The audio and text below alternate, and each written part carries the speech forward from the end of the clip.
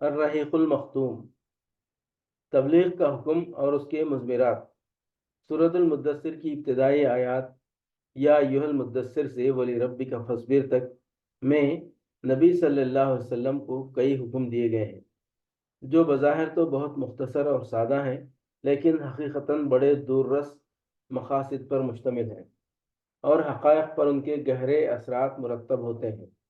چنانچہ انذار کی آخری منزل یہ ہے کہ عالم وجود میں اللہ کی مرضی کے خلاف جو بھی چل رہا ہو اسے اس کے پرخطر انجام سے آگاہ کر دیا جائے، اور وہ بھی اس طرح کہ عذاب الہی کے خوف سے اس کے دل و دماغ میں ہلچل اور اتھل پتھل مچ جائے۔ دو، رب کی بڑائی و کبریائی بجا لانے کی آخری منزل یہ ہے کہ روئے زمین پر کسی اور کی کبریائی برقرار نہ رہنے دی جائے، بلکہ اس کی شوکت توڑ دی جائے اور اسے الٹ کر رکھ دیا جائے، یہاں تک کہ روئے زمین پر صرف اللہ کی بڑائی باقی رہے۔ تین، کپڑے کی پاکی اور گندگی سے دوری کی آخری منزل یہ ہے کہ ظاہر و باطن کی پاکی اور تمام شوائب و الباس سے نفس کی صفائی کے سلسلے میں اس حد کمال کو پہنچ جائے جو اللہ کی رحمت کے گھنے سائے میں اس کی حفاظت و نگہداشت اور ہدایت و نور کے تحت ممکن ہے، یہاں تک کہ انسانی معاشرے کا ایسا اعلیٰ ترین نمونہ بن جائیں کہ آپ صلی اللہ علیہ وسلم کی طرف تمام قلب سلیم کھنچتے چلے جائیں، اور آپ صلی اللہ علیہ وسلم کی ہیبت و عظمت کا احساس تمام کج دلوں کو ہو جائے، اور اس طرح ساری دنیا موافقت یا مخالفت میں آپ کی گرد مرتکز ہو جائے۔ چار، احسان کر کے اس پر کثرت نہ کرنی چاہیے کہ آخری احسان کر کے اس پر کثرت نہ چاہنے کی آخری منزل یہ ہے کہ اپنی جد و جہد اور کارناموں کو بڑائی اور اہمیت نہ دیں، بلکہ ایک کے بعد دوسرے عمل کے لیے جد و جہد کرتے جائیں اور بڑے پیمانے پر قربانی اور جہد و مشقت کر کے اسے اس معنی میں فراموش کرتے جائیں کہ یہ ہمارا کوئی کارنامہ ہے، یعنی اللہ کی یاد اور اس کے سامنے جواب دہی کا احساس اپنی جہد و مشقت کے احساس پر غالب رہے۔ پانچ، آخری آیت میں اشارہ ہے کہ اللہ کی طرف دعوت کا کام شروع کرنے کے بعد معاندین کی جانب سے مخالفت، استہزاء، ہنسی اور ٹھٹے کی شکلوں میں ایذا رسانی سے لے کر آپ کو اور آپ کے ساتھیوں کو قتل کرنے اور آپ کے گرد جمع ہونے والے اہل ایمان کو نیست و نابود کرنے تک کی بھرپور کوششیں ہوں گی، اور آپ کو ان سب سے سابقہ پیش آئے گا۔ اس صورت میں آپ کو بڑی پامردی اور پختگی سے صبر کرنا ہوگا، وہ بھی اس لیے نہیں کہ اس صبر کے بدلے کسی حظ نفسانی کے حصول کی توقع ہو، بلکہ محض اپنے رب کی مرضی اور اس کے دین کی سربلندی کے لیے۔ وَلِرَبِّكَ فَاصْبِرْ۔ اللہ اکبر! یہ احکامات اپنی ظاہری شکل میں کتنے سادہ اور مختصر ہیں، اور ان کے الفاظ کی بندش کتنی پرسکون اور پرکشش نغمگی لیے ہوئے ہے، لیکن عمل اور مقصد کے لحاظ سے یہ احکامات کتنے بھاری، کتنے باعظمت اور کتنے سخت ہیں، اور ان کے نتیجے میں کتنی سخت چومکھی آندھی بپا ہوگی جو ساری دنیا کے گوشے گوشے کو ہلا کر اور ایک دوسرے سے گدھ کر رکھ دے گی۔ انہی مذکورہ آیات میں دعوت و تبلیغ کا مواد بھی موجود ہے۔ انذار کا مطلب ہی یہ ہے کہ بنی آدم کے کچھ اعمال ایسے ہیں جن کا انجام برا ہے، اور یہ سب کو معلوم ہے کہ اس دنیا میں لوگوں کو نہ تو ان کے سارے اعمال کا بدلہ دیا جاتا ہے اور نہ دیا جا سکتا ہے، اس لیے انذار کا ایک تقاضا یہ بھی ہے کہ دنیا کے دنوں کے علاوہ ایک دن ایسا بھی ہونا چاہیے جس میں ہر عمل کا پورا پورا اور ٹھیک ٹھیک بدلہ دیا جا سکے۔ یہی قیامت کا دن، جزا کا دن اور بدلے کا دن ہے۔ پھر اس دن بدلہ دیے جانے کا لازمی تقاضا ہے کہ ہم دنیا میں جو زندگی گزار رہے ہیں اس کے علاوہ بھی ایک زندگی ہو۔ بقیہ آیات میں بندوں سے یہ مطالبہ کیا گیا ہے کہ وہ توحید خالص اختیار کریں، اپنے سارے معاملات اللہ کو سونپ دیں اور اللہ کی مرضی پر نفس کی خواہش اور لوگوں کی مرضی کو ترج دیں۔ اس طرح دعوت و تبلیغ کے مواد کا خلاصہ یہ ہوا: الف، توحید; ب، یوم آخرت پر ایمان; جیم، تزکیہ نفس کا اہتمام، یعنی انجام بد تک لے جانے والے گندے اور فحش کاموں سے پرہیز اور فضائل و کمالات اور اعمال خیر پر کاربند ہونے کی کوشش; دال، اپنے سارے معاملات کی اللہ کو حوالگی و سپردگی; ہاں، پھر سلسلے کی آخری کڑی یہ ہے کہ سب کچھ نبی صلی اللہ علیہ وسلم کی رسالت پر ایمان لا کر آپ کی بعظمت قیادت اور رشد و ہدایت سے لبریز فرمودات کی روشنی میں انجام دیا جائے۔ پھر ان آیات کا مطلع اللہ بزرگ و برتر کی آواز میں ایک آسمانی ندا پر مشتمل ہے، جس میں نبی صلی اللہ علیہ وسلم کو اس عظیم و جلیل کام کے لیے اٹھنے اور نیند کی چادر پوشی اور بستر کی گرمی سے نکال کر جہاد و کفاح اور سعی و مشقت کے میدان میں آنے کے لیے کہا گیا ہے۔ یا ایھا المدثر قم فانذر، اے چادر پوش اٹھ اور ڈرا۔ گویا یہ کہا جا رہا ہے کہ جسے اپنے لیے جینا ہے وہ تو راحت کی زندگی گزار سکتا ہے، لیکن آپ جو اس زبردست بوجھ کو اٹھا رہے ہیں تو آپ کو نیند سے کیا تعلق، آپ کو راحت سے کیا سروکار، آپ کو گرم بستر سے کیا مطلب، پرسکون زندگی سے کیا نسبت، راحت بخش ساز و سامان سے کیا واسطہ۔ آپ اٹھ جائیے اس کار عظیم کے لیے جو آپ کا منتظر ہے، اس بار گراں کے لیے جو آپ کی خاطر تیار ہے۔ اٹھ جائیے جہد و مشقت کے لیے، تکان اور محنت کے لیے اٹھ جائیے کہ اب نیند اور راحت کا وقت گزر چکا، اب آج سے پہم بیداری ہے اور طویل و پرمشقت جہاد ہے۔ اٹھ جائیے اور اس کام کے لیے مستعد اور تیار ہو جائیے۔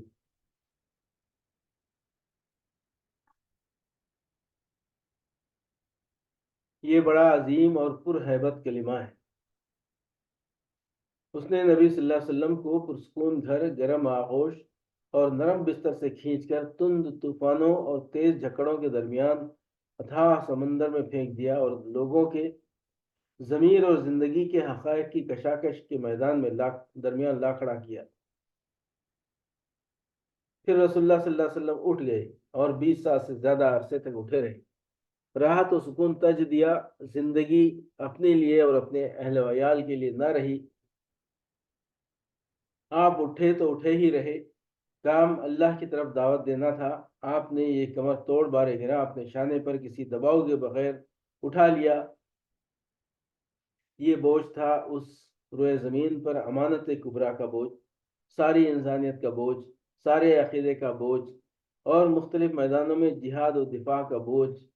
آپ نے 20 سال سے زیادہ عرصے تک پیہم اور ہماگیر معرکہ آرائی میں زندگی بسر کی، اور اس پورے عرصے میں یعنی جب سے آپ نے وہ آسمانی ندائے جلیل سنی اور یہ گرا بار ذمہ داری پائی، آپ کو کوئی ایک حالت کسی دوسرے حالت سے غافل نہ کر سکی۔ اللہ آپ کو ہماری طرف سے اور ساری انسانیت کی طرف سے بہترین جزا دے۔ اگلے صفحات رسول اللہ صلی اللہ علیہ وسلم کے اسی طویل اور پرمشقت جہاد کا ایک مختصر سا خاکہ ہے۔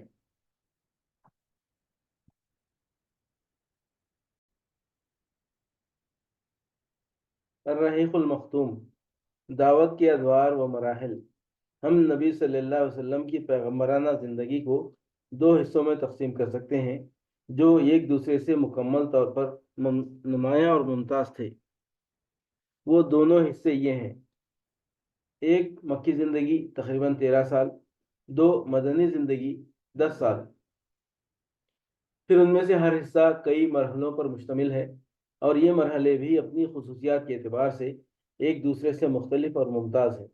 اس کا اندازہ آپ کی پیغمبرانہ زندگی کے دونوں حصوں میں پیش آنے والے مختلف حالات کا گہرائی سے جائزہ لینے کے بعد ہو سکتا ہے۔ مکی زندگی 3 مرحلوں پر مشتمل تھی: ایک پس پردہ دعوت کا مرحلہ 3 برس، 2 اہل مکہ میں کھلم کھلا دعوت و تبلیغ کا مرحلہ، چوتھے سال نبوت کے آغاز سے 10ویں سال کے اواخر تک، 3 مکے کے باہر اسلام کی دعوت کی مقبولیت اور پھیلاؤ کا مرحلہ، 10ویں سال نبوت کے اواخر سے ہجرت مدینہ تک۔ مدنی زندگی کے مراحل کی تفصیل اپنی جگہ آ رہی ہے۔ پہلا مرحلہ کاوش تبلیغ، خفیہ دعوت کے 3 سال۔ یہ معلوم ہے کہ مکہ دین عرب کا مرکز تھا، یہاں کعبے کے پاسبان بھی تھے اور ان بتوں کے نگہبان بھی جنہیں پورا عرب تقدیس کی نظر سے دیکھتا تھا۔ اسی لیے کسی دور افتادہ مقام کی بنسبت مکے میں مقصد اصلاح تک رسائی ذرا زیادہ دشوار تھی۔ یہاں ایسی عظمت درکار تھی جسے مصائب و مشکلات کے جھٹکے اپنی جگہ سے نہ ہلا سکیں۔ اس کیفیت کے پیش نظر حکمت کا تقاضا تھا کہ پہلے پہل دعوت و تبلیغ کا کام پس پردہ انجام دیا جائے، تاکہ اہل مکہ کے سامنے اچانک ایک ہیجان خیز صورتحال نہ آ جائے۔ اولین راہ روان اسلام، یہ بالکل فطری بات تھی کہ رسول اللہ صلی اللہ علیہ وسلم سب سے پہلے ان لوگوں پر اسلام پیش کرتے جن سے آپ کا سب سے گہرا ربط و تعلق تھا، یعنی اپنے گھر کے لوگوں اور دوستوں پر۔ چنانچہ آپ نے سب سے پہلے انہی کو دعوت دی۔ اس طرح آپ نے ابتدا میں اپنی جان پہچان کے ان لوگوں کو حق کی طرف بلایا جن کے چہروں پر آپ بھلائی کے آثار دیکھ چکے تھے اور یہ جان چکے تھے کہ وہ حق اور خیر کو پسند کرتے ہیں، آپ کے صدق و صلاح سے واقف ہیں۔ پھر آپ نے جنہیں اسلام کی دعوت دی ان میں سے ایک ایسی جماعت نے جسے کبھی بھی رسول اللہ صلی اللہ علیہ وسلم کی عظمت، جلالت نفس اور سچائی پر شبہ نہ گزرا تھا، آپ کی دعوت قبول کر لی۔ یہ اسلامی تاریخ میں سابقین اولین کے وصف سے مشہور ہیں۔ ان میں سر فہرست آپ کی بیوی ام المومنین حضرت خدیجہ بنت خویلد، آپ کے آزاد کردہ غلام حضرت زید بن حارثہ بن شرحبیل کلبی، آپ کے چچیرے بھائی حضرت علی بن ابی طالب جو ابھی آپ کے زیر کفالت بچے تھے، اور آپ کے یار غار حضرت ابو بکر صدیق رضی اللہ عنہم اجمعین۔ یہ سب کے سب پہلے ہی دن مسلمان ہو گئے تھے۔ اس کے بعد ابو بکر رضی اللہ عنہ کی تبلیغ میں سرگرم ہو گئے اسلام کی تبلیغ میں سرگرم ہو گئے۔ وہ بڑے ہر دل عزیز، نرم خو، پسندیدہ خصائل کے حامل، بااخلاق اور دریا دل تھے۔ ان کے پاس ان کی مروت، دور اندیشی، تجارت اور حسن صحبت کی وجہ سے لوگوں کی آمد و رفت لگی رہتی تھی۔ چنانچہ انہوں نے اپنے پاس آنے جانے والوں اور اٹھنے بیٹھنے والوں میں سے جس کو قابل اعتماد پایا اسے اب اسلام کی دعوت دینی شروع کر دی۔ ان کی کوشش سے حضرت عثمان، حضرت زبیر، حضرت عبد الرحمن بن عوف، حضرت سعد بن ابی وقاص اور حضرت طلحہ بن عبید اللہ مسلمان ہوئے۔ یہ بزرگ اسلام کا ہراول دستہ تھے۔ شروع میں جو لوگ اسلام لائے انہی میں حضرت بلال حبشی بھی ہیں۔ ان کے بعد امین امت حضرت ابو عبیدہ عامر بن جراح، ابو سلمہ بن عبد الاسد، ارقم بن ابی الارقم، عثمان بن مظعون اور ان کے دونوں بھائی خدامہ اور عبداللہ، اور عبیدہ بن حارث بن مطلب بن عبد مناف، سعید بن زید اور ان کی بیوی یعنی حضرت عمر رضی اللہ عنہ کی بہن فاطمہ بنت خطاب، اور خباب بن ارد، عبداللہ بن مسعود اور دوسرے کئی افراد مسلمان ہوئے۔ یہ لوگ مجموعی طور پر قریش کی تمام شاخوں سے تعلق رکھتے تھے۔ ابن ہشام نے ان کی تعداد 40 سے زیادہ بتائی ہے، لیکن ان میں سے بعض کو سابقین اولین میں شمار کرنا محل نظر ہے۔ ابن اسحاق کا بیان ہے کہ اس کے بعد مرد اور عورتیں اسلام میں جماعت در جماعت داخل ہوئے، یہاں تک کہ مکے میں اسلام کا ذکر پھیل گیا اور لوگوں میں اس کا چرچا ہو گیا۔ یہ لوگ چھپ چھپا کر مسلمان ہوئے تھے۔ رسول اللہ صلی اللہ علیہ وسلم بھی چھپ چھپا کر ہی ان کی رہنمائی اور دینی تعلیم کے لیے ان کے ساتھ جمع ہوتے تھے، کیونکہ تبلیغ کا کام ابھی انفرادی طور پر پس پردہ چل رہا تھا۔ ادھر سورہ مدثر کی ابتدائی آیات کے بعد وحی کی آمد پورے تسلسل اور گرم رفتاری کے ساتھ جاری تھی۔ اس دور میں چھوٹی چھوٹی آیتیں نازل ہو رہی تھیں۔ ان آیتوں کا خاتمہ یکساں قسم کے بڑے پرکشش الفاظ پر ہوتا تھا اور ان میں بڑی سکون بخش اور جاذب قلب نغمگی ہوتی تھی جو اس پرسکون اور رخت آمیز فضا کے عین مطابق ہوتی تھی۔ پھر ان آیتوں میں تزکیہ نفس کی خوبیاں اور آلائش دنیا میں لت پت ہونے کی برائیاں بیان کی جاتی تھیں، اور جنت و جہنم کا نقشہ اس طرح کھینچا جاتا تھا کہ گویا وہ آنکھوں کے سامنے ہے۔ یہ آیتیں اہل ایمان کو اس وقت کے انسانی معاشرے سے بالکل الگ ایک دوسری فضا کی سیر کراتی تھی۔ نماز، ابتداً جو کچھ نازل ہوا اسی میں نماز کا حکم بھی تھا۔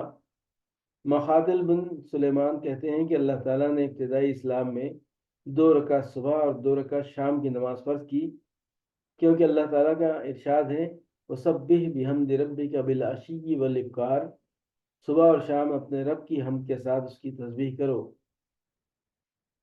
ابن حجر کہتے ہیں کہ نبی صلی اللہ علیہ وسلم اور اسی طرح آپ کے صحابہ کرام واقعہ معراج سے پہلے قطعی طور پر نماز پڑھتے تھے۔ البتہ اس میں اختلاف ہے کہ نماز پنجگانہ سے پہلے کوئی نماز فرض تھی یا نہیں۔ کچھ لوگ کہتے ہیں کہ سورج کے طلوع اور غروب ہونے سے پہلے ایک ایک نماز فرض تھی۔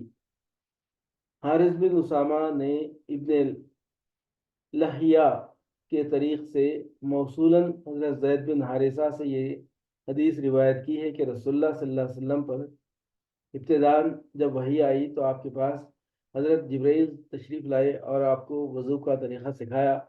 جب وضو سے فارغ ہوئے تو ایک چلو پانی لے کر شرمگاہ پر چھینٹا مارا۔ ابن ماجہ نے بھی اس مفہوم کی حدیث روایت کی ہے۔ برا بن عازب اور ابن عباس سے بھی اسی طرح کی حدیث مروی ہے۔ ابن عباس کی حدیث میں یہ بھی مذکور ہے کہ یہ نماز اولین فرائض میں سے تھی۔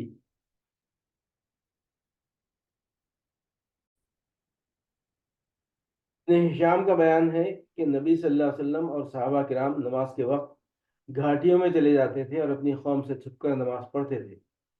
ایک بار ابو طالب نے نبی صلی اللہ علیہ وسلم اور حضرت علی کو نماز پڑھتے دیکھ لیا، پوچھا اور حقیقت معلوم ہوئی تو کہا اس پر برقرار رہیں۔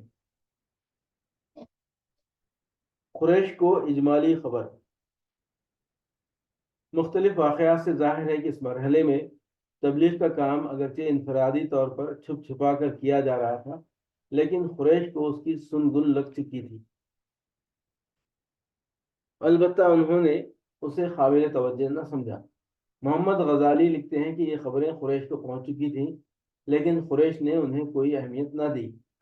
غالباً انہوں نے محمد صلی اللہ علیہ وسلم کو بھی اسی طرح کا کوئی دینی آدمی سمجھا جو الوہیت اور حقوق الوہیت کے موضوع پر گفتگو کرتے ہیں، جیسا کہ امیہ بن ابی سلط، خس بن ساعدہ اور زید بن عمر بن نفیل وغیرہ نے کیا تھا۔ البتہ قریش نے آپ کی خبر کے پھیلاؤ اور اثر کے بڑھاؤ سے کچھ اندیشے ضرور محسوس کیے تھے، اور ان کی نگاہیں رفتار زمانہ کے ساتھ آپ کے انجام اور آپ کی تبلیغ پر رہنے لگی تھی۔ 3 سال تک تبلیغ کا کام خفیہ اور انفرادی رہا، اور اس دوران اہل ایمان کی ایک جماعت تیار ہو گئی جو اخوت اور تعاون پر قائم تھی، اللہ کا پیغام پہنچا رہی تھی اور اس پیغام کو اس کا مقام دلانے کے لیے کوشاں تھی۔ اس کے بعد وحی الہی نازل ہوئی اور رسول اللہ صلی اللہ علیہ وسلم کو مکلف کیا گیا کہ اپنی قوم کو کھلم کھلا دین کی دعوت دیں، ان کے باطل سے ٹکرائیں اور ان کے بتوں کی حقیقت واشگاف کریں۔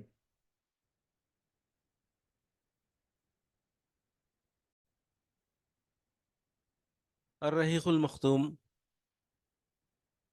دوسرا مرحلہ کھلی تبلیغ، اظہار دعوت کا پہلا حکم۔ اس بارے میں سب سے پہلے اللہ تعالیٰ کا یہ قول نازل ہوا، وَأَنذِرْ عَشِيرَتَكَ الْأَقْرَبِينَ، آپ اپنے نزدیک ترین قرابت داروں کو عذاب الہی سے ڈرائیے۔ یہ سورہ شورا کی آیت ہے، اور اس سورے میں سب سے پہلے حضرت موسیٰ علیہ السلام کا واقعہ بیان کیا گیا ہے، یعنی یہ بتایا گیا ہے کہ کس طرح موسیٰ علیہ السلام کی نبوت کا آغاز ہوا، پھر آخر میں انہوں نے بنی اسرائیل سمیت ہجرت کر کے فرعون اور قوم فرعون سے نجات پائی، اور فرعون و آل فرعون کو غرق کیا گیا۔ بلفظ دیگر یہ تذکرہ ان تمام مراحل پر مشتمل ہے جن سے حضرت موسیٰ علیہ السلام فرعون اور قوم فرعون کو اللہ کے دین کی دعوت دیتے ہوئے گزرے تھے۔ میرا خیال ہے کہ جب رسول اللہ صلی اللہ علیہ وسلم کو اپنی قوم کے اندر کھل کر تبلیغ کرنے کا حکم دیا گیا تو اس موقع پر حضرت موسیٰ علیہ السلام کے واقعے کی یہ تفصیل اس لیے بیان کر دی گئی تاکہ کھلم کھلا دعوت دینے کے بعد جس طرح کی تکذیب اور ظلم و زیادتی سے سابقہ پیش آنے والا تھا، اس کا ایک نمونہ آپ صلی اللہ علیہ وسلم اور صحابہ کرام کے سامنے موجود رہے۔ دوسری طرف اس سورے میں پیغمبروں کو جھٹلانے والی اقوام، مثلا فرعون اور قوم فرعون کے علاوہ قوم نوح، عاد، سمود، قوم ابراہیم، قوم لوط اور اصحاب الایکہ کے انجام کا بھی ذکر ہے۔ اس کا مقصد غالباً یہ ہے کہ جو لوگ آپ کو جھٹلائیں انہیں معلوم ہو جائے کہ تکذیب پر اصرار کی صورت میں ان کا انجام کیا ہونے والا ہے۔ اور وہ اللہ تعالیٰ کی طرف سے کس قسم کے مواخذے سے دوچار ہوں گے۔ نیز اہل ایمان کو معلوم ہو جائے کہ اچھا انجام انہی کا ہوگا، جھٹلانے والوں کا نہیں۔ قرابت داروں میں تبلیغ۔ بہرحال اس آیت کے نزول کے بعد نبی صلی اللہ علیہ وسلم نے پہلا کام یہ کیا کہ بنی ہاشم کو جمع کیا۔ ان کے ساتھ بنی مطلب بن عبد مناف کی بھی ایک جماعت تھی، کل 45 آدمی تھے۔ لیکن ابو لہب نے بات لپک لی اور بولا، دیکھو یہ تمہارے چچا اور چچیرے بھائی ہیں، بات کرو لیکن نادانی چھوڑ دو، اور یہ سمجھ لو کہ تمہارا خاندان سارے عرب سے مقابلے کی تاب نہیں رکھتا، اور میں سب سے زیادہ حقدار ہوں کہ تمہیں پکڑ لوں۔ بس تمہارے لیے تمہارے باپ کا خانوادہ ہی کافی ہے، اور اگر تم اپنی بات پر قائم رہے تو یہ بہت آسان ہوگا کہ قریش کے سارے قبائل تم پر ٹوٹ پڑیں اور بقیہ عرب بھی ان کی امداد کریں۔ پھر میں نہیں جانتا کہ کوئی شخص اپنے باپ کے خانوادے کے لیے تم سے بڑھ کر شر اور تباہی کا باعث ہوگا۔ اس پر نبی صلی اللہ علیہ وسلم نے خاموشی اختیار کر لی اور اس مجلس میں کوئی گفتگو نہ کی۔ اس کے بعد آپ صلی اللہ علیہ وسلم نے انہیں دوبارہ جمع کیا اور ارشاد فرمایا، ساری حمد اللہ کے لیے ہے، میں اس کی حمد کرتا ہوں اور اس سے مدد چاہتا ہوں، اس پر ایمان رکھتا ہوں، اسی پر بھروسہ کرتا ہوں، اور یہ گواہی دیتا ہوں کہ اللہ کے سوا کوئی لائق عبادت نہیں، وہ تنہا ہے، اس کا کوئی شریک نہیں۔ پھر آپ نے فرمایا، رہنما اپنے گھر کے لوگوں سے جھوٹ نہیں بول سکتا، اس خدا کی قسم جس کے سوا کوئی معبود نہیں ہے، میں تمہاری طرف خصوصاً اور لوگوں کی طرف عموماً اللہ کا رسول ہوں۔ بخدا تم لوگ اسی طرح موت سے دوچار ہوگے جیسے سو جاتے ہو، اور اسی طرح اٹھائے جاؤ گے جیسے سو کر جاگتے ہو، پھر جو کچھ تم کرتے ہو اس کا تم سے حساب لیا جائے گا۔ اس کے بعد یا تو ہمیشہ کے لیے جنت ہے یا ہمیشہ کے لیے جہنم۔ اس پر ابو طالب نے کہا، نہ پوچھو، معاونت ہمیں تمہاری معاونت کس قدر پسند ہے، تمہاری نصیحت کس قدر قابل قبول ہے، اور ہم تمہاری بات کس قدر سچی جانتے مانتے ہیں، اور یہ تمہارے والد کا خانوادہ جمع ہے اور میں بھی ان کا ایک فرد ہوں۔ فرق اتنا ہے کہ میں تمہاری پسند کی تکمیل کے لیے ان سب سے پیش ہوں، لہٰذا تمہیں جس بات کا حکم ہوا ہے اسے انجام دو، بخدا میں تمہاری مسلسل حفاظت و اعانت کرتا رہوں گا، البتہ میری طبیعت عبد المطلب کا دین چھوڑنے پر راضی نہیں۔ ابو لہب نے کہا، خدا کی قسم یہ برائی ہے، اس کے ہاتھ دوسروں سے پہلے تم لوگ خود ہی پکڑ لو۔ اس پر ابو طالب نے کہا، خدا کی قسم جب تک جان میں جان ہے ہم ان کی حفاظت کرتے رہیں گے۔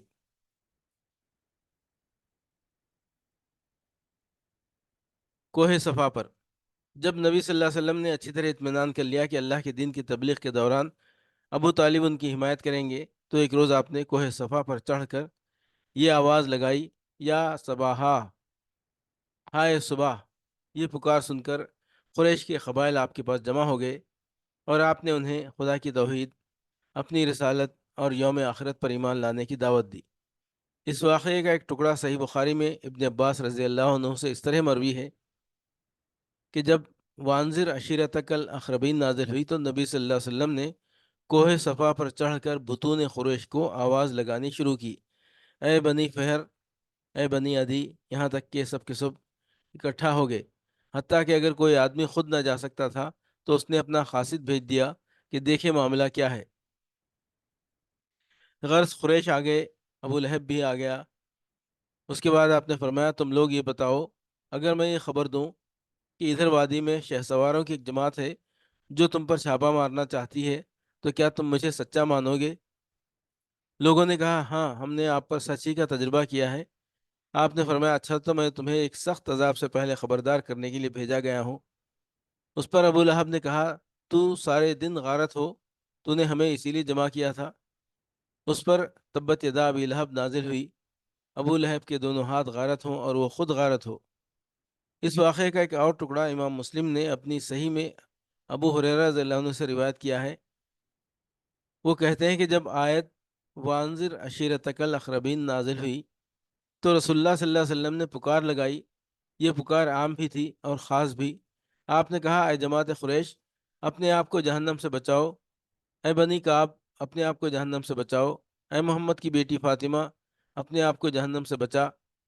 کیونکہ میں تم لوگوں کو اللہ کی گرفت سے بچانے کا کچھ بھی اختیار نہیں رکھتا۔ البتہ تم لوگوں سے نسب و قرابت کے تعلقات ہیں جنہیں میں باقی اور تر و تازہ رکھنے کی کوشش کروں گا۔ یہ بانگ درا غایت تبلیغ تھی۔ رسول اللہ صلی اللہ علیہ وسلم نے اپنے قریب ترین لوگوں پر واضح کر دیا تھا کہ اب اس رسالت کی تصدیق ہی پر تعلقات موقوف ہیں، اور جس نسلی اور قبائلی عصبیت پر عرب قائم ہے وہ اس خدائی انذار کی حرارت میں پگھل کر ختم ہو چکی ہے۔ حق کا واشگاف اعلان اور مشرکین کا رد عمل۔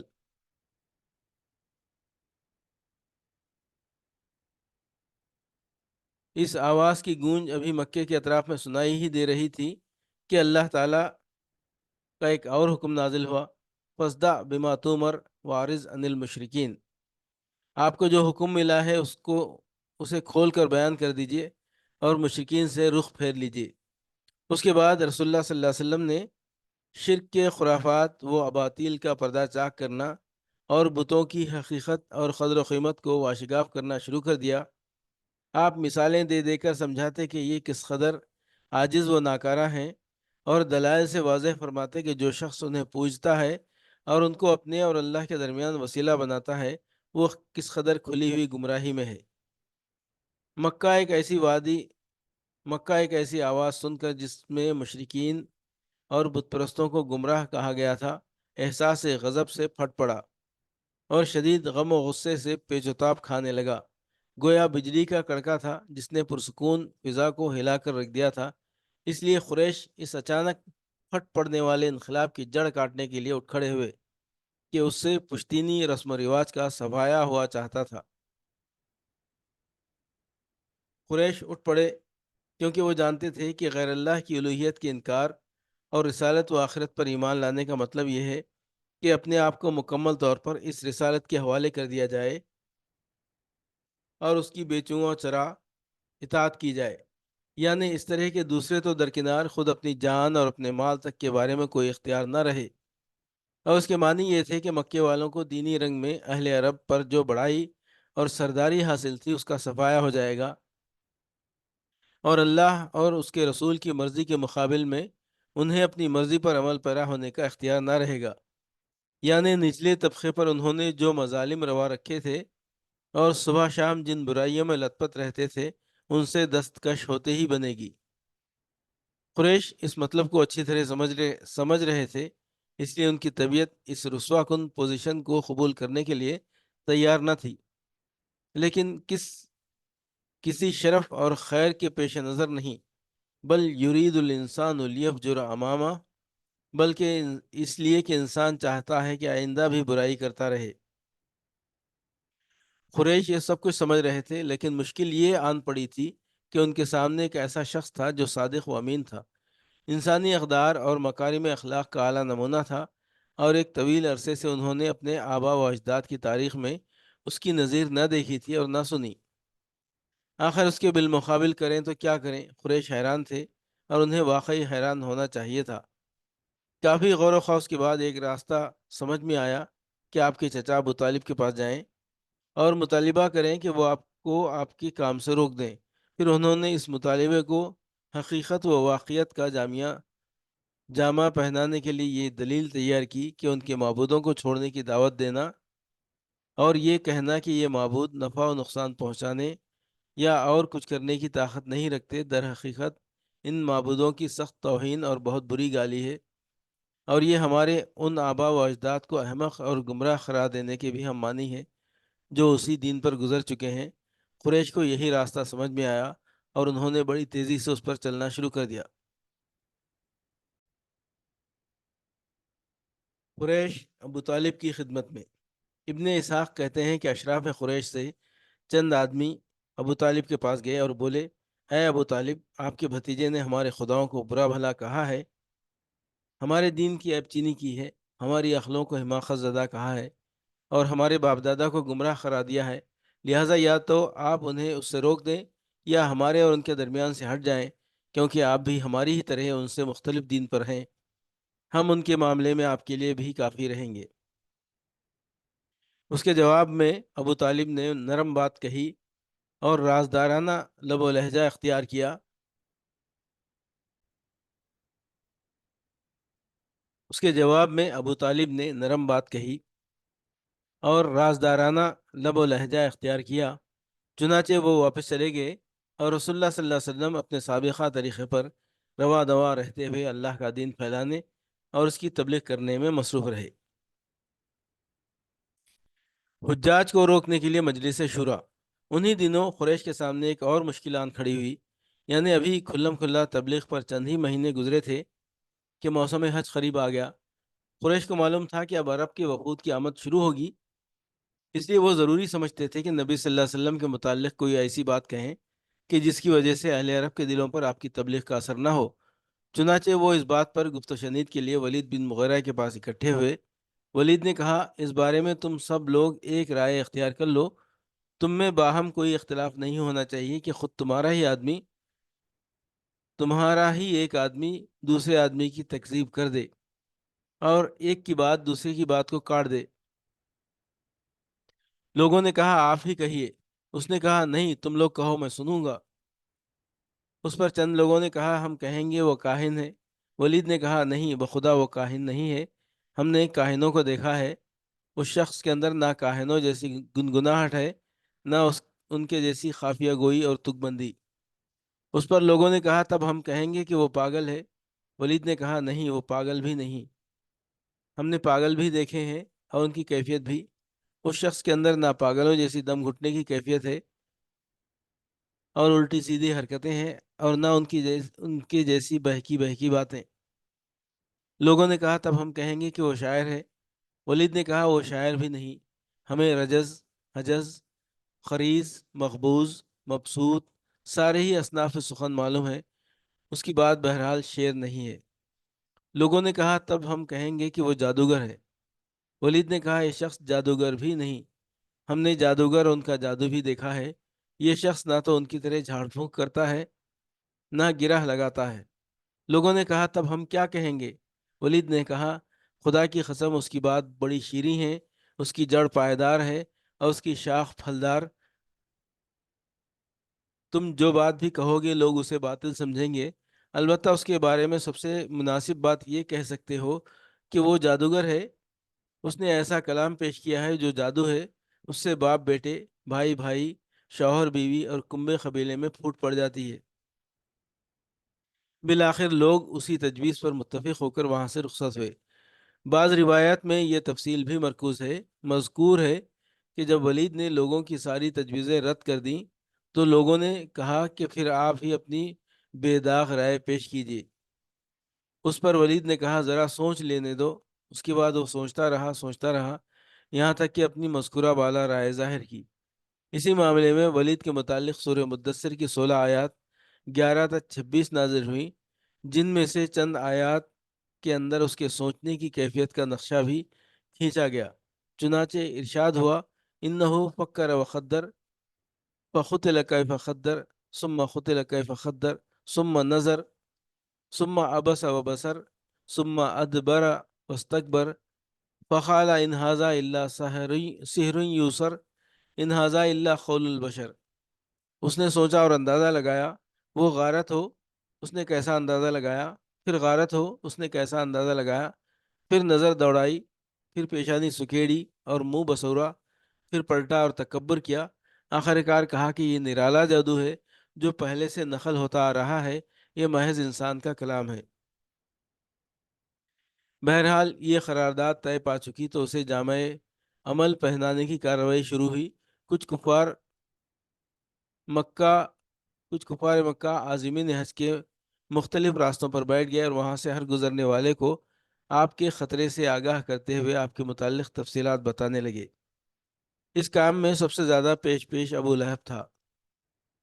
وہ حج کے ایام میں لوگوں کے ڈیروں اور عکاظ اور مجنہ اور ذوالمجاز کے بازاروں میں آپ کے پیچھے پیچھے لگا رہتا۔ آپ اللہ کے دین کی تبلیغ کرتے اور ابو لہب پیچھے پیچھے یہ کہتا کہ اس کی بات نہ ماننا یہ جھوٹا بددین ہے۔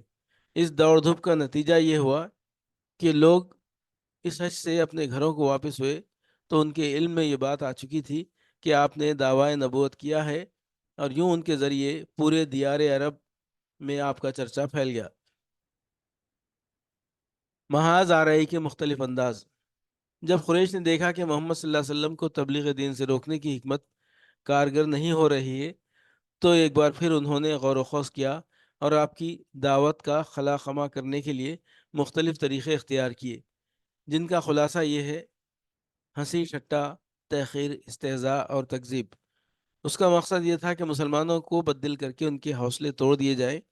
اس کے لیے مشرکین نے نبی صلی اللہ علیہ وسلم کو ناروا تہمتوں اور بیہودہ گالیوں کا نشانہ بنایا۔ چنانچہ وہ کبھی آپ کو پاگل کہتے، جیسا کہ ارشاد ہے: وَقَالُوا يَا أَيُّهَا الَّذِي نُزِّلَ عَلَيْهِ الذِّكْرُ إِنَّكَ لَمَجْنُونٌ۔ ان کفار نے کہا: اے وہ شخص جس پر قرآن نازل ہوا، تو یقیناً پاگل ہے۔ اور کبھی آپ پر جادوگر اور جھوٹے ہونے کا الزام لگاتے۔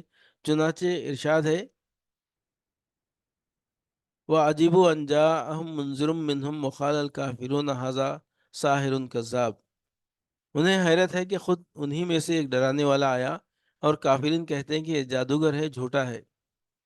یہ کفار آپ کے آگے پیچھے پرغضب، منتقمانہ نگاہوں اور بھڑکتے ہوئے جذبات کے ساتھ چلتے تھے۔ ارشاد ہے: وَإِن يَكَادُ الَّذِينَ كَفَرُوا لَيُزْلِقُونَكَ بِأَبْصَارِهِمْ لَمَّا سَمِعُوا الذِّكْرَ وَيَقُولُونَ إِنَّهُ لَمَجْنُونٌ۔ اور جب کفار اس قرآن کو سنتے ہیں تو آپ کو ایسی نگاہوں سے دیکھتے ہیں کہ گویا آپ کے قدم اکھاڑ دیں گے، اور کہتے ہیں کہ یہ یقیناً پاگل ہے۔ اور جب آپ کسی جگہ تشریف فرما ہوتے اور آپ کے ارد گرد کمزور اور مظلوم صحابہ کرام موجود ہوتے، تو انہیں دیکھ کر مشرکین استہزاء کرتے ہوئے کہتے: اہؤلاء من اللہ علیہم من بیننا۔ اچھا، یہی حضرات ہیں جن پر اللہ نے ہمارے درمیان سے احسان فرمایا ہے۔ جواباً اللہ کا ارشاد ہے: الیس اللہ بعالم بالشاکرین۔ کیا اللہ شکر گزاروں کو سب سے زیادہ نہیں جانتا؟ عام طور پر مشرکین کی کیفیت وہی تھی جس کا نقشہ ذیل کی آیات میں کھینچا گیا ہے: ان الذین اجرموا کانوا من الذین آمنوا یضحکون واذا مروا بهم یتغامزون واذا انقلبوا الی اہلہم انقلبوا فکہین واذا رأوہم قالوا ان ہؤلاء لضالون وما ارسلوا علیہم حافظین۔ جو مجرم تھے وہ ایمان لانے والوں کا مذاق اڑاتے تھے، اور جب ان کے پاس سے گزرتے تو آنکھیں مارتے تھے، اور جب اپنے گھروں کو پلٹتے تو لطف اندوز ہوتے ہوئے پلٹتے تھے، اور جب انہیں دیکھتے تو کہتے کہ یہی گمراہ ہیں، حالانکہ وہ ان پر نگران بنا کر نہیں بھیجے گئے تھے۔ محاذ آرائی کی دوسری صورت: آپ کی تعلیمات کو مسخ کرنا، شکوک و شبہات پیش کرنا، شکوک و شبہات پیدا کرنا، جھوٹا پروپیگنڈا کرنا، تعلیمات سے لے کر شخصیت تک کو واہیات اعتراضوں کا نشانہ بنانا، اور یہ سب اس کثرت سے کرنا کہ عوام کو آپ کی دعوت و تبلیغ پر غور کرنے کا موقع ہی نہ مل سکے۔ چنانچہ یہ مشرکین قرآن کے متعلق کہتے تھے: اساطیر الاولین اولین اکتتبہا فہی تملی علیہ بکرۃ و اصیلا۔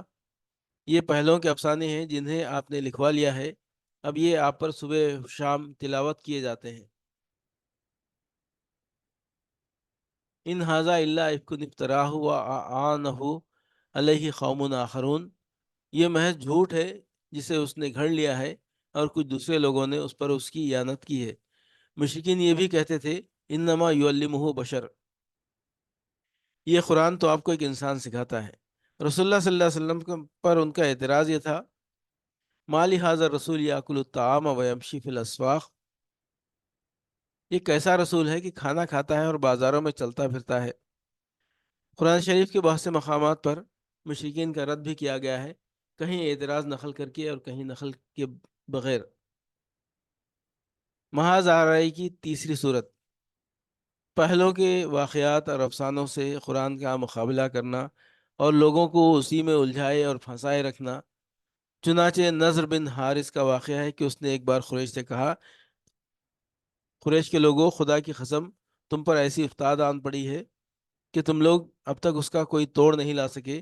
محمد تم میں جوان تھے تو تمہارے سب سے پسندیدہ آدمی تھے، سب سے زیادہ سچے اور سب سے بڑھ کر امانت دار تھے۔ اب جب کہ ان کی کن پٹیوں پر سفیدی دکھائی پڑنے کو ہے، یعنی ادھیڑ ہو چلے ہیں، اور وہ تمہارے پاس کچھ باتیں لے کر آئے ہیں، تو تم کہتے ہو کہ وہ جادوگر ہیں۔ نہیں، بخدا وہ جادوگر نہیں ہیں۔ ہم نے جادوگر دیکھے ہیں، ان کی جھاڑ پھونک اور گرہ بندی بھی دیکھی ہے۔ اور تم لوگ کہتے ہو کاہن ہیں۔ نہیں، بخدا وہ کاہن بھی نہیں۔ ہم نے کاہن بھی دیکھے ہیں، ان کی الٹی سیدھی حرکتیں بھی دیکھی ہیں اور ان کی فقرہ بندیاں بھی سنی ہیں۔ تم لوگ کہتے ہو وہ شاعر ہے، نہیں بخدا وہ شاعر بھی نہیں، ہم نے شعر بھی دیکھا ہے اور اس کے سارے اصناف حجز رجز وغیرہ سنے ہیں۔ تم لوگ کہتے ہو وہ پاگل ہیں، نہیں بخدا وہ پاگل بھی نہیں ہے، ہم نے پاگل پن بھی دیکھا ہے۔ یہاں نہ اس طرح کی گھٹن ہے، نہ ویسی بہکی بہکی باتیں، اور نہ ان کے جیسی فریب کارانہ گفتگو۔ قریش کے لوگوں، سوچو خدا کی قسم تم پر زبردست افتاد آن پڑی ہے۔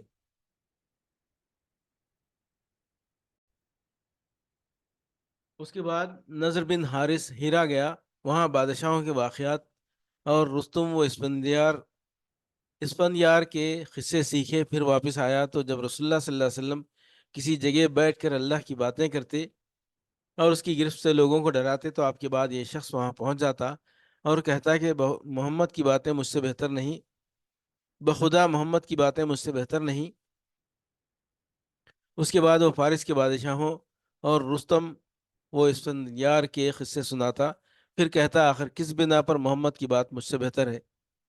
ابن عباس کی روایت سے یہ بھی معلوم ہوتا ہے کہ نظر نے چند لونڈیاں خرید رکھی تھیں، اور جب وہ کسی آدمی کے متعلق سنتا کہ وہ نبی صلی اللہ علیہ وسلم کی طرف مائل ہے تو اس پر ایک لونڈی مسلط کر دیتا جو اسے کھلاتی پلاتی اور گانے سناتی، یہاں تک کہ اسلام کی طرف اس کا جھکاؤ باقی نہ رہ جاتا۔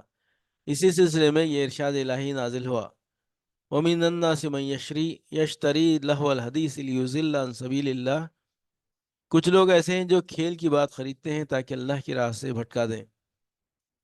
محاذ آرائی کی چوتھی صورت، سودے بازیاں، جن کے ذریعے مشرکین کی یہ کوشش تھی کہ اسلام اور جاہلیت دونوں بیچ کے راستے میں ایک دوسرے سے جا ملے، یعنی کچھ لو اور کچھ دو کے اصول پر اپنی بعض باتیں مشرکین چھوڑ دیں اور بعض باتیں نبی صلی اللہ علیہ وسلم چھوڑ دیں۔ قرآن پاک میں اسی کے متعلق ارشاد ہے، ودو لو تدہنوا فیدہنون، وہ چاہتے ہیں کہ آپ ڈھیلے پڑ جائیں تو وہ بھی ڈھیلے پڑ جائیں۔ چنانچہ ابن جریر اور طبرانی کی ایک روایت میں ہے کہ مشرکین نے رسول اللہ صلی اللہ علیہ وسلم کو یہ تجویز پیش کی کہ ایک سال آپ ان کے معبودوں کی پوجا کیا کریں اور ایک سال وہ آپ کے رب کی عبادت کیا کریں گے۔ عبد بن حمید کی ایک روایت اس طرح ہے کہ مشرکین نے کہا اگر آپ ہمارے معبودوں کو قبول کر لیں تو ہم بھی آپ کے خدا کی عبادت کریں گے۔ ابن اسحاق کا بیان ہے کہ رسول اللہ صلی اللہ علیہ وسلم خانہ کعبہ کا طواف کر رہے تھے کہ اسود بن مطلب بن اسد بن عبد العزیٰ، ولید بن مغیرہ، امیہ بن خلف اور عاص بن وائل سہمی آپ کے سامنے آئے۔ یہ سب اپنی قوم کے بڑے لوگ تھے۔ بولے اے محمد آؤ، جسے تم پوچھتے ہو اسے ہم بھی پوجیں، اور جسے ہم پوچھتے ہیں اسے تم بھی پوجو، اس طرح ہم اور تم اس کام میں مشترک ہو جائیں۔ اب اگر تمہارا معبود ہمارے معبود سے بہتر ہے تو ہم اس سے اپنا حصہ حاصل کر چکے ہوں گے، اور اگر ہمارا معبود تمہارے معبود سے بہتر ہوا تو تم اس سے اپنا حصہ حاصل کر چکے ہوگے۔ اس پر اللہ تعالیٰ نے پوری سورت قل یا ایھا الکافرون نازل فرمائی، جس میں اعلان کیا گیا کہ جسے تم لوگ پوچھتے ہو اسے میں نہیں پوچھ سکتا، اور اس فیصلہ کن جواب کے ذریعے ان کی مضحکہ خیز گفت و شنید کی جڑ کاٹ دی گئی۔ روایتوں میں اختلاف غالباً اس لیے ہے کہ اس سودے بازی کی کوشش بار بار کی گئی۔ ظلم و جور، چار نبوت میں جب پہلی بار اسلامی دعوت منظر عام پر آئی تو مشرکین نے اسے دبانے کے لیے وہ کارروائیاں انجام دی جن کا ذکر اوپر گزر چکا ہے۔ یہ کارروائیاں تھوڑی تھوڑی اور درجہ بدرجہ عمل میں لائی گئیں، اور ہفتوں بلکہ مہینوں مشرکین نے اس سے آگے قدم نہیں بڑھایا اور ظلم و زیادتی شروع نہیں کی۔ لیکن جب دیکھا کہ یہ کارروائیاں اسلامی دعوت کی راہ روکنے میں مؤثر ثابت نہیں ہو رہی ہیں تو ایک بار پھر جمع ہوئے اور 25 سرداران قریش کی کمیٹی تشکیل دی جس کا سربراہ رسول اللہ صلی اللہ علیہ وسلم کا چچا ابو لہب تھا۔ اس کمیٹی نے باہمی مشورے اور غور و خوض کے بعد رسول اللہ صلی اللہ علیہ وسلم اور صحابہ کرام کے خلاف ایک فیصلہ کن قرارداد منظور کی، یعنی یہ طے کیا کہ اسلام کی مخالفت، پیغمبر اسلام کی ایذاء رسانی اور اسلام لانے والوں کو طرح طرح کے جور و ستم اور ظلم و تشدد کا نشانہ بنانے میں کوئی کسر اٹھا نہ رکھی جائے۔ مشرکین نے یہ قرارداد طے کر کے اسے روبے عمل لانے کا عزم مصمم کر لیا۔ مسلمانوں اور خصوصاً کمزور مسلمانوں کے اعتبار سے تو یہ کام بہت آسان تھا، لیکن رسول اللہ صلی اللہ علیہ وسلم کی لحاظ سے بڑی مشکلات تھیں۔ آپ ذاتی طور پر پرشکوہ، باوقار اور منفرد شخصیت کے مالک تھے۔ دوست دشمن سبھی آپ کو تعظیم کی نظر سے دیکھتے تھے۔ آپ کی جیسی شخصیت کا سامنا اکرام و احترام ہی سے کیا جا سکتا تھا، اور آپ کے خلاف کسی نیچ اور ذلیل حرکت کی جرت کوئی رذیل اور احمق ہی کر سکتا تھا۔ اس ذاتی عظمت کے علاوہ آپ کو ابو طالب کی حمایت و حفاظت بھی حاصل تھی، اور ابو طالب مکے کے ان گنے چنے لوگوں میں سے تھے جو اپنی ذاتی اور اجتماعی دونوں حیثیتوں سے اتنے باعزمت تھے کہ کوئی شخص ان کا عہد توڑنے اور ان کے خانوادے پر ہاتھ ڈالنے کی جسارت نہیں کر سکتا تھا۔ اس صورتحال نے قریش کو سخت خلق، پریشانی اور کشمکش سے دوچار کر رکھا تھا، مگر سوال یہ ہے کہ جو دعوت ان کی مذہبی پیشوائی اور دنیاوی سربراہی کی جڑ کاٹ دینا چاہتی تھی، آخر اس پر اتنا لمبا صبر کب تک؟ بالآخر مشرکین نے ابو لہب کی سربراہی میں نبی صلی اللہ علیہ وسلم اور مسلمانوں پر ظلم و جور کا آغاز کر دیا۔ در حقیقت نبی صلی اللہ علیہ وسلم کے متعلق ابو لہب کا موقف روز اول ہی سے، جبکہ ابھی قریش نے اس طرح کی بات سوچی بھی نہ تھی، یہی تھا۔ اس نے بنی ہاشم کی مجلس میں جو کچھ کیا، پھر کوہ صفا پر جو حرکت کی، اس کا ذکر پچھلے صفحات میں آ چکا ہے۔ بعض روایت میں یہ بھی مذکور ہے کہ اس نے کوہ صفا پر نبی صلی اللہ علیہ وسلم کو مارنے کے لیے ایک پتھر بھی اٹھایا تھا۔ بعثت سے پہلے ابو لہب نے اپنے دو بیٹوں عتبہ اور عتیبہ کی شادی نبی صلی اللہ علیہ وسلم کی دو صاحبزادیوں رقیہ اور ام کلثوم سے کی تھی، لیکن بعثت کے بعد اس نے نہایت سختی اور درستی سے ان دونوں کو طلاق دلوا دی۔ اسی طرح جب نبی صلی اللہ علیہ وسلم کے دو دوسرے صاحبزادے عبداللہ کا انتقال ہوا تو ابو لہب کو اس قدر خوشی ہوئی کہ وہ دوڑتا ہوا اپنے رفقا کے پاس پہنچا اور انہیں یہ خوشخبری سنائی کہ محمد اب تر نسل بریدہ ہو گئے ہیں۔ ہم یہ بھی ذکر کر چکے ہیں کہ ایام حج میں ابو لہب نبی صلی اللہ علیہ وسلم کی تکذیب کے لیے بازاروں اور اجتماعات میں آپ کے پیچھے پیچھے لگا رہتا تھا۔ طارق بن عبداللہ محاربی کی روایت سے معلوم ہوتا ہے کہ یہ شخص صرف تکذیب ہی پر بس نہیں کرتا تھا بلکہ پتھر بھی مارتا رہتا تھا، جس سے آپ کی ایڑیاں خون آلود ہو جاتی تھیں۔ ابو لہب کی بیوی ام جمیل، جس کا نام اروا تھا اور جو حرب بن امیہ کی بیٹی اور ابو سفیان کی بہن تھی، وہ بھی نبی صلی اللہ علیہ وسلم کی عداوت میں اپنے شوہر سے پیچھے نہ تھی، چنانچہ وہ نبی صلی اللہ علیہ وسلم کے راستے میں اور دروازے پر رات کو کانٹے ڈال دیا کرتی تھی۔ خاصی بد زبان اور مفسدہ پرداز تھی، چنانچہ نبی صلی اللہ علیہ وسلم کے خلاف بد زبانی کرنا، لمبی چوڑی دسیسہ کاری و افتراء پردازی سے کام لینا، فتنے کی آگ بھڑکانا، خوفناک جنگ بپا رکھنا اس کا شہوہ تھا۔ اسی لیے قرآن نے اس کو حمالۃ الحطب، لکڑی ڈھونے والی کا لقب عطا کیا۔ جب اسے معلوم ہوا کہ اس کی اور اس کے شوہر کی مذمت میں قرآن نازل ہوا ہے تو وہ رسول اللہ صلی اللہ علیہ وسلم کو تلاش کرتی ہوئی آئی۔ آپ خانہ کعبہ کے پاس مسجد حرام میں تشریف فرما تھے۔ ابو بکر صدیق رضی اللہ عنہ بھی ہمراہ تھے۔ یہ مٹھی بھر پتھر لیے ہوئے تھی، سامنے کھڑی ہوئی تو اللہ نے اس کی نگاہ پکڑ لی اور وہ رسول اللہ صلی اللہ علیہ وسلم کو نہ دیکھ سکی، صرف ابو بکر رضی اللہ عنہ کو دیکھ رہی تھی۔ اس نے سامنے پہنچتے ہی سوال کیا، ابو بکر تمہارا ساتھی کہاں ہے؟ مجھے معلوم ہوا ہے کہ وہ میری ہجو کرتا ہے، بخدا اگر میں اسے پا گئی تو اس کے منہ پر یہ پتھر دے ماروں گی۔ دیکھو خدا کی قسم میں بھی شاعرہ ہوں۔ پھر اس نے یہ شعر سنایا، مزممن اسینا و امرہ ابینا و دینہ خلینا۔ ہم نے مزمم کی نافرمانی کی، اس کے امر کو تسلیم نہ کیا اور اس کے دین کو نفرت و حقارت سے چھوڑ دیا۔ اس کے بعد وہ واپس چلی گئی۔ ابو بکر رضی اللہ عنہ نے کہا، یا رسول اللہ صلی اللہ علیہ وسلم، کیا اس نے آپ کو دیکھا نہیں؟ آپ نے فرمایا، نہیں، اس نے مجھے نہیں دیکھا، اللہ نے اس کی نگاہ پکڑ لی تھی۔ ابو بکر بزار نے بھی یہ واقعہ روایت کیا ہے اور اس میں اتنا مزید اضافہ ہے کہ جب وہ ابو بکر رضی اللہ عنہ کے پاس کھڑی ہوئی تھی تو اس نے یہ بھی کہا، ابو بکر تمہارے ساتھی نے ہماری ہجو کی ہے۔ ابو بکر نے کہا، نہیں، اس عمارت کے رب کی قسم، نہ وہ شعر کہتے ہیں نہ اسے زبان پر لاتے ہیں۔ اس نے کہا، تم سچ کہتے ہو۔ ابو لہب اس کے باوجود یہ ساری حرکتیں کر رہا تھا کہ رسول اللہ صلی اللہ علیہ وسلم کا چچا اور پڑوسی تھا۔ اور اس کا گھر آپ کے گھر سے متصل تھا، اسی طرح آپ کے دوسرے پڑوسی بھی آپ کو گھر کے اندر ستاتے تھے۔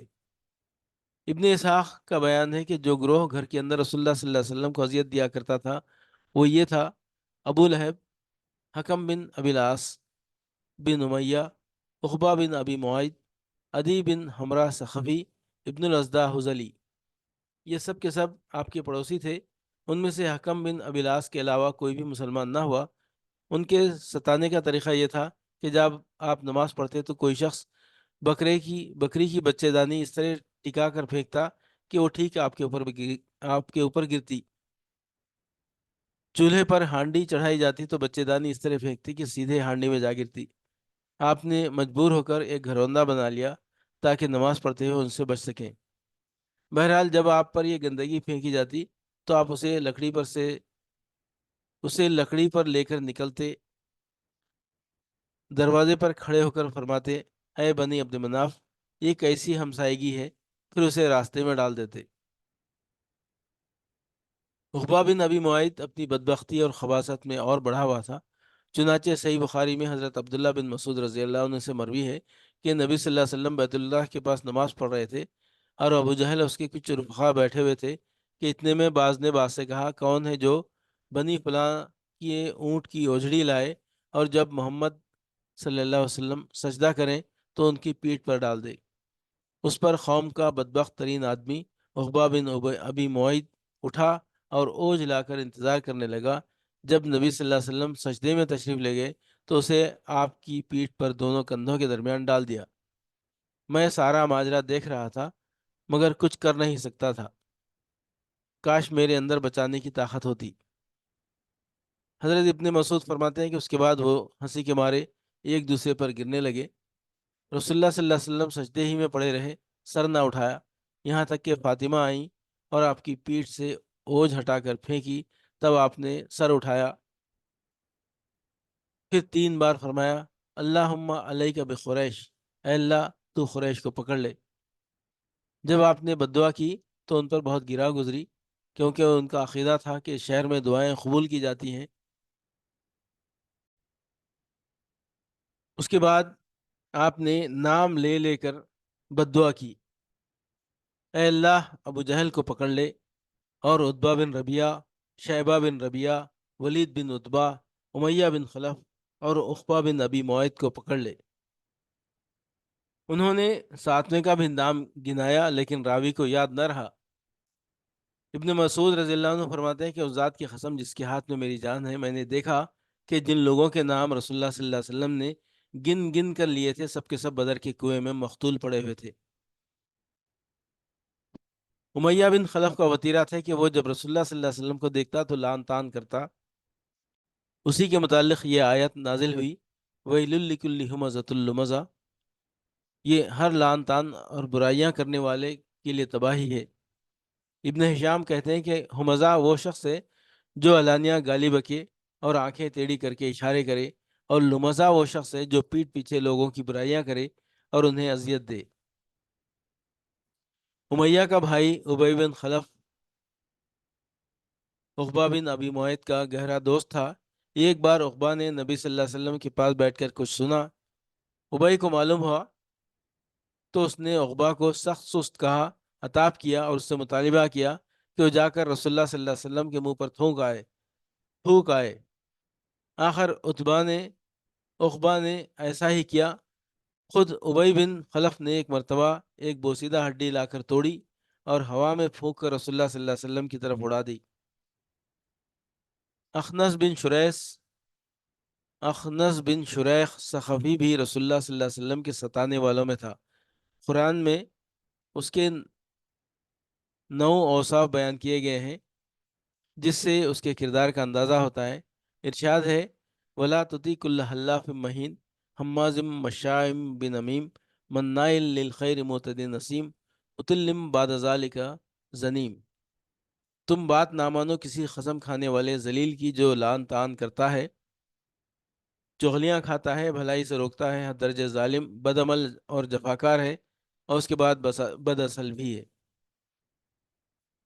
ابو جہل کبھی کبھی رسول اللہ صلی اللہ علیہ وسلم کے پاس آ کر قرآن سنتا تھا لیکن بس سنتا ہی تھا، ایمان و اطاعت اور ادب و خشیت اختیار نہیں کرتا تھا۔ وہ رسول اللہ صلی اللہ علیہ وسلم کو اپنی بات سے اذیت پہنچاتا اور اللہ کی راہ سے روکتا تھا، پھر اپنی اس حرکت اور برائی پر ناز اور فخر کرتا ہوا جاتا تھا، گویا اس نے کوئی قابل ذکر کارنامہ انجام دیا ہے۔ قرآن مجید کی یہ آیات اسی شخص کے بارے میں نازل ہوئی، فلا صدق ولا صلی، نہ اس نے صدقہ دیا نہ نماز پڑھی، بلکہ جھٹلایا اور پیٹ پھیری۔ پھر وہ اکڑتا ہوا اپنے گھر والوں کے پاس گیا، تیرے خوب لائق ہے، خوب لائق ہے۔ اس شخص نے پہلے دن جب نبی صلی اللہ علیہ وسلم کو نماز پڑھتے ہوئے دیکھا تو اسی دن سے آپ کو نماز سے روکتا رہا۔ ایک بار نبی صلی اللہ علیہ وسلم مقام ابراہیم کے پاس نماز پڑھ رہے تھے کہ اس کا گزر ہوا، دیکھتے ہی بولا، محمد، کیا میں نے تجھے اس سے منع نہیں کیا تھا؟ ساتھ ہی دھمکی بھی تھی۔ رسول اللہ صلی اللہ علیہ وسلم نے بھی ڈانٹ کر سختی سے جواب دیا۔ اس پر وہ کہنے لگا، اے محمد، مجھے کاہے کی دھمکی دے رہے ہو؟ دیکھو، خدا کی قسم، اس وادی مکے میں میری محفل سب سے بڑی ہے۔ اس پر اللہ تعالیٰ نے یہ آیت نازل فرمائی، پل ید نادیا، اچھا تو وہ بلائے اپنی محفل کو، ہم بھی سزا کے فرشتوں کو بلائے دیتے ہیں۔ یہ ایک روایت میں مذکور ہے کہ رسول اللہ صلی اللہ علیہ وسلم نے اس کا گریبان گلے کے پاس سے پکڑ لیا اور جھنجھوڑتے ہوئے فرمایا، اولا لک فاولا ثم اولا لک فاولا، تیرے لیے بہت ہی موزوں ہے، تیرے لیے بہت ہی موزوں ہے۔ اس پر اللہ کا یہ دشمن کہنے لگا، اے محمد، مجھے دھمکی دے رہے ہو؟ خدا کی قسم، تم اور تمہارا پروردگار میرا کچھ نہیں کر سکتے، میں مکے کی دونوں پہاڑیوں کے درمیان چلنے پھرنے والوں میں سب سے زیادہ معزز ہوں۔ بہرحال اس ڈانٹ کے باوجود ابو جہل اپنی حماقت سے باز آنے والا نہ تھا، بلکہ اس کی بدبختی میں کچھ اور اضافہ ہی ہو گیا۔ چنانچہ صحیح مسلم میں ابو ہریرہ رضی اللہ عنہ سے مروی ہے کہ ایک بار سرداران قریش سے ابو جہل نے کہا، محمد آپ حضرات کے روبرو اپنا چہرہ خاک آلود کرتا ہے؟ جواب دیا گیا، ہاں۔ اس نے کہا، لات و عزا کی قسم، اگر میں نے اس حالت میں اسے دیکھ لیا تو اس کی گردن رون دوں گا اور اس کا چہرہ مٹی پر رگڑ دوں گا۔ اس کے بعد اس نے رسول اللہ صلی اللہ علیہ وسلم کو نماز پڑھتے دیکھ لیا اور اس ظام میں چلا کہ آپ کی گردن رون دے گا، لیکن لوگوں نے اچانک کیا دیکھا کہ وہ ایڑی کی بل پلٹ رہا ہے اور دونوں ہاتھ سے بچاؤ کر رہا ہے۔ لوگوں نے کہا، ابو الحکم، تمہیں کیا ہوا؟ اس نے کہا، میرے اور اس کے درمیان آگ کی ایک خندق ہے، ہولناکیاں ہیں اور پر ہیں۔ رسول اللہ صلی اللہ علیہ وسلم نے فرمایا، اگر وہ میرے قریب آتا تو فرشتے اس کا ایک ایک عضو اچک لیتے۔ جور و ستم کی یہ کارروائیاں نبی صلی اللہ علیہ وسلم کے ساتھ ہو رہی تھی، اور عوام و خواص کے نفوس میں آپ کی منفرد شخصیت کا جو وقار و احترام تھا، اور آپ کو مکے کے سب سے محترم اور عظیم انسان ابو طالب کی جو حمایت و حفاظت حاصل تھی، اس کے باوجود ہو رہی تھی۔ باقی رہیں وہ کارروائیاں جو مسلمانوں اور خصوصاً ان میں سے بھی کمزور افراد کی ایذا رسانی کے لیے کی جا رہی تھی، تو وہ کچھ زیادہ ہی سنگین اور تلخ تھیں۔ ہر قبیلہ اپنے مسلمان ہونے والے افراد کو طرح طرح کی سزائیں دے رہا تھا، اور جس شخص کا کوئی قبیلہ نہ تھا، ان پر اوباشوں اور سرداروں نے ایسے ایسے جور و ستم روا رکھے تھے جنہیں سن کر مضبوط انسان کا دل بھی بے چینی سے تڑپنے لگتا ہے۔ ابو جہل جب کسی معزز اور طاقتور آدمی کے مسلمان ہونے کی خبر سنتا تو اسے برا بھلا کہتا، ذلیل و رسوا کرتا اور مال و جاہ کو سخت خسارے سے دوچار کرنے کی دھمکیاں دیتا، اور اگر کوئی کمزور آدمی مسلمان ہوتا تو اسے مارتا اور دوسروں کو بھی برانگیختہ کرتا۔ حضرت عثمان بن عفان رضی اللہ عنہ کا چچا انہیں کھجور کی چٹائی میں لپیٹ کر نیچے سے دھواں دیتا۔ حضرت مصعب بن عمیر رضی اللہ عنہ کی ماں کو ان کے اسلام لانے کا علم ہوا تو ان کا دانا پانی بند کر دیا، انہیں گھر سے نکال دیا۔ بڑے ناز و نعمت میں پلے تھے، حالات کی شدت سے دوچار ہوئے تو کھال اس طرح ادھڑ گئی جیسے سانپ کچلی چھوڑتا ہے۔ حضرت بلال امیہ بن خلف جمحی کے غلام تھے۔ امیہ ان کی گردن میں رسی ڈال کر لڑکوں کو دے دیتا تھا، اور وہ انہیں مکے کے پہاڑوں میں گھماتے پھرتے تھے، یہاں تک کہ گردن پر رسی کا نشان پڑ جاتا تھا۔ خود امیہ بھی انہیں باندھ کر ڈنڈے سے مارتا تھا اور چچراتی دھوپ میں جبرن بٹھائے رکھتا تھا، کھانا پانی بھی نہ دیتا بلکہ بھوکا پیاسا رکھتا۔ اور اس سے بڑھ کر یہ ظلم کرتا تھا کہ جب دوپہر کی گرمی شباب پر ہوتی تو مکے کے پتھریلے کنکروں پر لٹا کر سینے پر بھاری پتھر رکھوا دیتا، پھر کہتا خدا کی قسم تو اسی طرح پڑا رہے گا یہاں تک کہ مر جائے یا محمد کے ساتھ کفر کرے۔ حضرت بلال اس حالت میں بھی فرماتے احد احد۔ ایک روز یہی کارروائی کی جا رہی تھی کہ ابو بکر کا گزر ہوا۔ انہوں نے حضرت بلال کو ایک کالے غلام کے بدلے، اور کہا جاتا ہے کہ 200 درہم 735 گرام چاندی یا 280 درہم 1 کلو سے زائد چاندی کے بدلے خرید کر آزاد کر دیا۔ حضرت عمار بن یاسر رضی اللہ عنہ بنو مخزوم کے غلام تھے۔ انہوں نے اور ان کے والدین نے اسلام قبول کیا تو ان پر قیامت ٹوٹ پڑی۔ مشرکین جن میں ابو جہل پیش تھا سخت دھوپ کے وقت انہیں پتھریلی زمین پر لے جا کر اس کی تپش سے سزا دیتے۔ ایک بار انہیں اسی طرح سزا دی جا رہی تھی کہ نبی صلی اللہ علیہ وسلم کا گزر ہوا۔ آپ نے فرمایا آل یاسر صبر کرنا، تمہارا ٹھکانہ جنت ہے۔ آخر کار یاسر ظلم کی تاب نہ لا کر وہ وفات پا گئے، اور سمیہ رضی اللہ تعالیٰ عنہ جو حضرت عمار کی والدہ تھیں، ان کی شرمگاہ میں ابو جہل نے نیزہ مارا اور وہ دم توڑ گئیں۔ یہ اسلام میں پہلی شہیدہ ہیں۔ حضرت عمار پر سختی کا سلسلہ جاری رہا۔ انہیں کبھی دھوپ میں تپایا جاتا تو کبھی ان کے سینے پر سرخ پتھر رکھ دیا جاتا اور کبھی پانی میں ڈبویا جاتا۔ ان سے مشرکین کہتے تھے کہ جب تک تم محمد کو گالی نہ دو گے یا لات و عزیٰ کے بارے میں کلمہ خیر نہ کہو گے، ہم تمہیں چھوڑ نہیں سکتے۔ حضرت عمار نے مجبوراً ان کی بات مان لی۔ پھر نبی صلی اللہ علیہ وسلم کے پاس روتے اور معذرت کرتے ہوئے تشریف لائے۔ اس پر یہ آیت نازل ہوئی، من کفر باللہ من بعد ایمانہ الا من اکرہ وقلبہ مطمئن بالایمان۔ جس نے اللہ پر ایمان لانے کے بعد کفر کیا، اس پر اللہ کا غضب اور عذاب عظیم ہے، لیکن جسے مجبور کیا جائے اور اس کا دل ایمان پر مطمئن ہو، اس پر کوئی گرفت نہیں۔ حضرت فقیہہ جن کا نام افلاح تھا، بنی عبدالدار کے غلام تھے۔ ان کے یہ مالکان ان کا پاؤں رسی سے باندھ کر انہیں زمین پر گھسیٹتے تھے۔ حضرت خباب بن حرت قبیلہ خزاعہ کی ایک عورت ام انمار کے غلام تھے۔ مشرکین انہیں طرح طرح کی سزائیں دیتے تھے، ان کے سر کے بال نوچتے تھے اور سختی سے گردن مروڑتے تھے۔ انہیں کئی بار دہکتے انگاروں پر لٹا کر اوپر سے پتھر رکھ دیا کہ وہ اٹھ نہ سکیں۔ زنیرہ اور نہدیہ اور ان کی صاحبزادی اور ام ابیس یہ سب لونڈیاں تھیں۔ انہوں نے اسلام قبول کیا اور مشرکین کے ہاتھوں اسی طرح کی سنگین سزاؤں سے دوچار ہوئی، جن کے چند نمونے ذکر کیے جا چکے ہیں۔ قبیلے بنی عدی کے ایک خانوادے بنی مومل کی ایک لونڈی مسلمان ہوئی تو انہیں حضرت عمر بن خطاب جو بنی عدی سے تعلق رکھتے تھے اور ابھی مسلمان نہیں ہوئے تھے، اس قدر مارتے تھے کہ مارتے مارتے خود تھک جاتے تھے، اور اس کے بعد کہتے تھے کہ میں نے تجھے کسی مروت کی وجہ سے نہیں بلکہ محض تھک جانے کی وجہ سے چھوڑا ہے۔ آخر کار حضرت ابو بکر رضی اللہ عنہ نے حضرت بلال اور عامر بن فہیرہ کی طرح ان لونڈیوں کو بھی خرید کر آزاد کر دیا۔ مشرکین نے سزا کی ایک شکل یہ بھی اختیار کی تھی کہ بعض صحابہ کو اونٹ اور گائے کی کچی کھال میں لپیٹ کر دھوپ میں ڈال دیتے تھے، اور بعض کو لوہے کی زرہ پہنا کر جلتے ہوئے پتھر پر لٹا دیتے تھے۔ در حقیقت اللہ کی راہ میں ظلم و جور کا نشانہ بننے والوں کی فہرست بڑی لمبی ہے اور بڑی تکلیف دہ بھی۔ حالت یہ تھی کہ جس کسی کے مسلمان ہونے کا پتہ چل جاتا تھا، مشرکین اس کے در پہ آزار ہو جاتے تھے۔